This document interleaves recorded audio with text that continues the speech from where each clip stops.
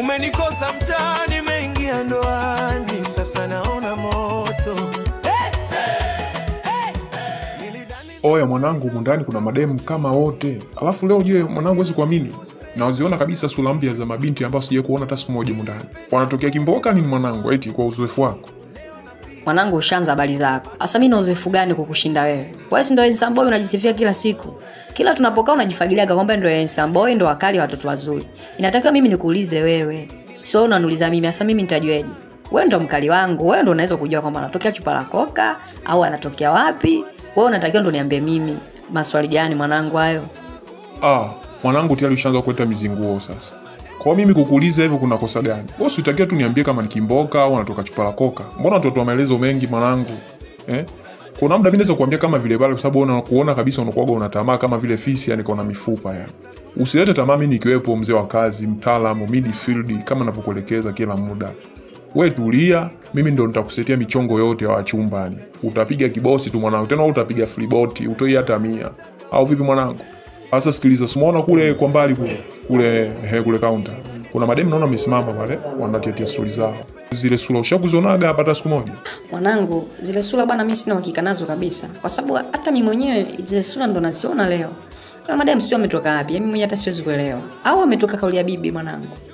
Mwanangu nikwambie, sisi sio kazi yetu kujua ametoka wapi. Sawa, japo nilikuwa nimekuuliza, ni kuchallenge tu kidogo. Oya, kilichotuleta hapa sio kuja kujua wanawake wametoka wapi. Hapa tumekuja katika mambo ya misagamuo, mambo yetu ya futa, kula shata, kula bata. Sawa, kwa hiyo kufanya tusipoteze muda ndo huu.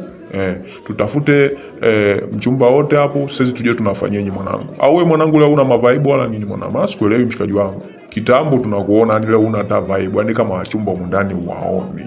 Wewe unajua babu mimi ninapopenda mademu. Maana nikirudi nyumbani huko ugaigai mtupu. Kwa lazima mambo yangu nimalize kabisa huku fresh. Alafu baadaye nikirudi nyumbani mwepesi niko vizuri. Yani ndio hivyo mimi lifestyle langu hilo. Sawa babu. Alafu mwanangu unapendaga sana mambo ya nasa. Alafu mwanangu wewe una mke.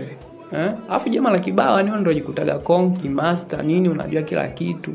Wakati mkeo nyumbani kule umemwacha tu kule kaka. Nyumbani kule ukirudi mkeo kimkuta ameliwa, unafanyaje hapo? Acha dharau babu, tamaa ziishi. Alafu mimi nashangaa wewe kama ulikuwa bado unatamani mademu kwa nini sasa umewahi kuoa babu? Ungetulia kwanza ule bata zako, ukimaliza fresh baadaye uko ndo unaweza kuamua kuoa. Asa umekurupuka mwanangu umeenda umeoa, sasa hivi tunakuja tunasumbuana kwa klabu. Unapenda sana mwanangu mademu babu, unapenda sana mishenyeto baba. Mwanangu uko vizuri sana. Mimi mwanzo natamani ningekuwa na mke wangu sasa nimetulia naye tu sasa kibosi. Wewe na itikali kama hii mwanangu poku baa kweli mwanangu bra. Sio poa mwanangu, mimi nakuchana blast. Nakuelekeza ni sio mazingira mazuri hapa. Mwanangu kwenye kitu ambacho hauna idea nacho kabisa ni masuala ya ndoa.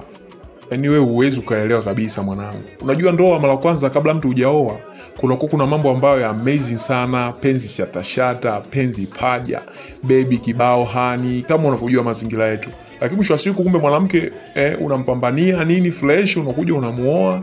Dakika za mwisho mwanangu akashakuwa mkeo ndani, akufanyii vile vitu ambavyo alivyokuwa anakupa mara kwanza kabla hujamuoa. Na hii ndio sababu wanaume wengi ambao tulikuwa tumeoa tunakuwa na michepuko nje. Kwa sababu wewe mwanangu bado unaweza kusema kama mtoto mdogo una elimu yote kuhusiana mambo ya ndoa. Wewe acha tu jambo hili. Ona hivi ninavyofanya. Usione kama ninavyofanya hivi mwenyewe napenda, hamna. Sipendi mwanangu.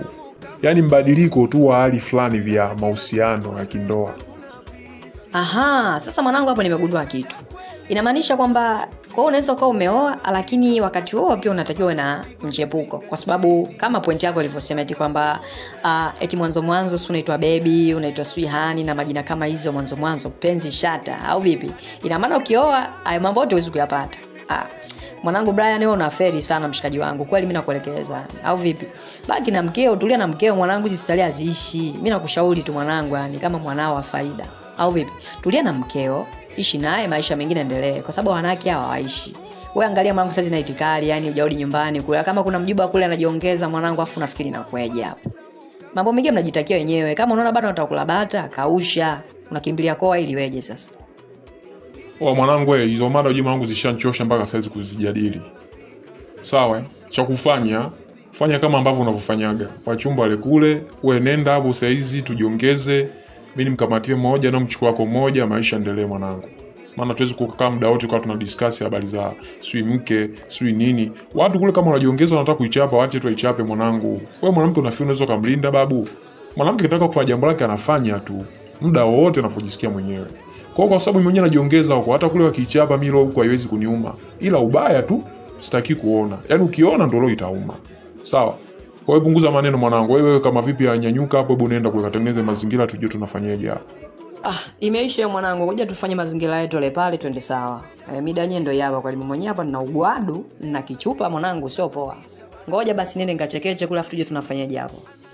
Shoga yangu vipi mwenzangu? Maana kujua hata sielewi mwenzako, je nimetoka chupa la koka nimekuja zangu huku. Mwanangu yani hata sielewi kwa kweli. Kule wanaume hata hamna, ndio maana nimekuja hapa kuja kuangalia nafanyaje. Vipi mwenzangu? Umeshabatika kukamata mbuzi yote au ng'ombe yote hapa? Maana sipaelewi jue. Mwenzangu shoga yangu leo mwenzako hata sielewi yani. Yaani leo nimekuja huko nilipotoka kuna mambo amenivuruga. Yaani kwanza sina hela. Unajua, alafu hizi kazi zetu na nyewe pia ni ngumu. Kwanza unatakiwa ule ushibe. Hivi nafika mashamba kalini shoga yangu, Ni kweli shoga yangu yasemayo. Kazi yetu bwana hii ni ngumu sana. Kwanza ule ushibe. Kama kitumbo chako huwezi kula kushiba. Na kazi kama hizi kweli shoga yangu kuna kunenepa. Si ndio unakonda unakuwa kama paka chongo au paka mwizi. Jamani ya maisha yetu. Lakini mishoga nataka niseme kitu kimoja. Unajua wanaume wengi hawajui kwamba hii ni kazi kama kazi nyingine. Alafu kitu kingine, watoto ambao wanafanya kazi hii sio kwamba labda wanapenda. Watu tuna shida zetu, Tuna shida zetu na sisi tumeona kwamba hii ndio njia rahisi ya kuweza kupigia chapu kwa haraka. Maana habari za kutegemea la za wanaume sasa hivi, wanaume wenyewe wabaili, mambo mengi, wao wanataka kuichapa tu kuihudumia, hawataki. Shoga yangu. Tupambane tu hamna namna. Alafu umesikia shoga yangu, kwa kule kwa mbali umeona kule? Naona kuna mashalobalo kule wanaongea. Kama vipi nataka naenda nikajishobokeshe kule, nijue nafanyaje maana hapa hamna namna. Kuna chotaka kufanya hapa, nataka njichekeshe nijiongeze hapa. Mwisho wa siku nijikute nimetokea kule kwa mashalobalo. Najua tu hawezi kutoka kwangu. Na namna ambavyo nitakavyofanyia, nitajishobokesha, nitahakikisha kabisa wananiita na kana kwenye meza, piga mambo yangu, nianze kupiga mishindo. Unajua mimi sielewi kabisa ni shoga yangu, yani leo nina shida hela.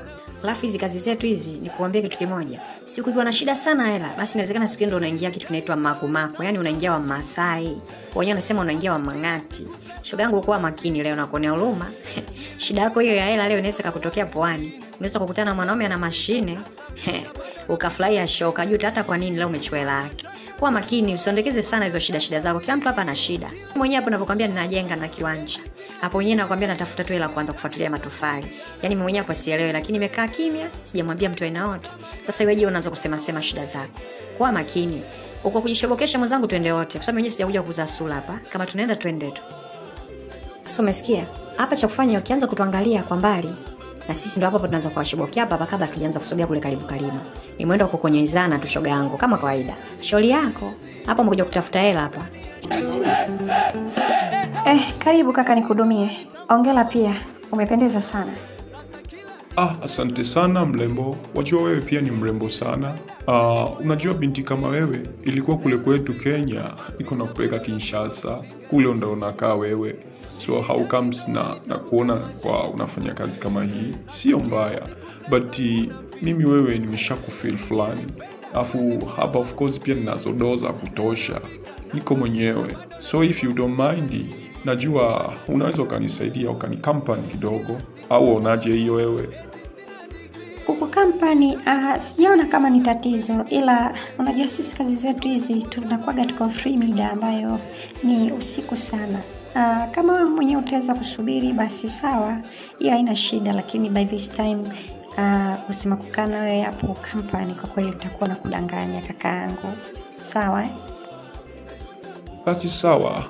Kuhusiana na muda hiyo ya close kwa ofisi, sijaona kwangu kama ni tatizo, cause mimi leo niko hapa mpaka chai, nataka ninywe ni fly. So kwa pondo first time na kuja kwa eneo hili na kuona manzi, you are so beautiful.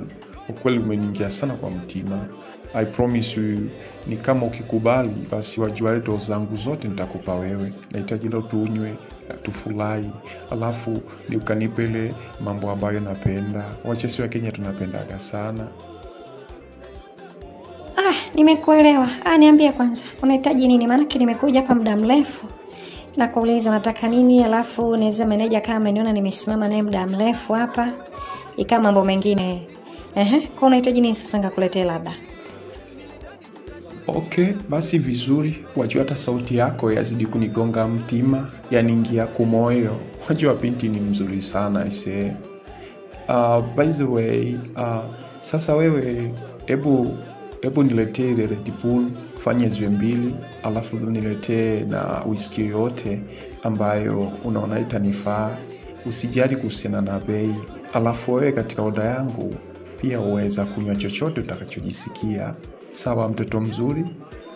Mkenya, asante sana kwa ofa yako.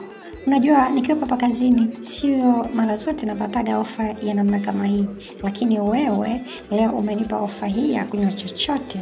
Kwa kweli nimefurahi sana. Unajua nimeshaanza kupewa tu ofa ya vibiabia hivi 2100, 2500. Unakunywa tu muda wote, unaenda kazi yako, unaenda chooni. Lakini leo nataka ninywe ile ambayo naipenda mwenyewe, ya maana unakunywa tu yenye ladha zao kama wewe Mkenya. Jamani, raha lioje leo. Basi sawa, ngoja nikakuletee na mimi nijipendelee. Lakini Mkenya wa makini, sio unakunywa alafu unanikimbia.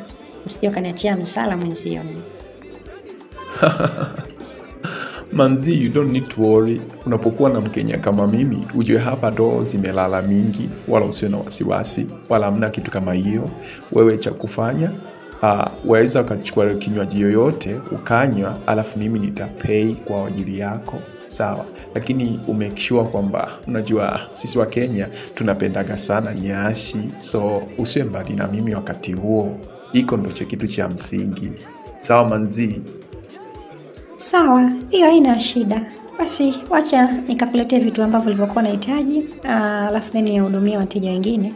Nadhani kama ambavyo nimekuambia, baadaye kidogo muda ukisogea basi tutakuwa tu pamoja Mkenya. Hata usina wasiwasi yote.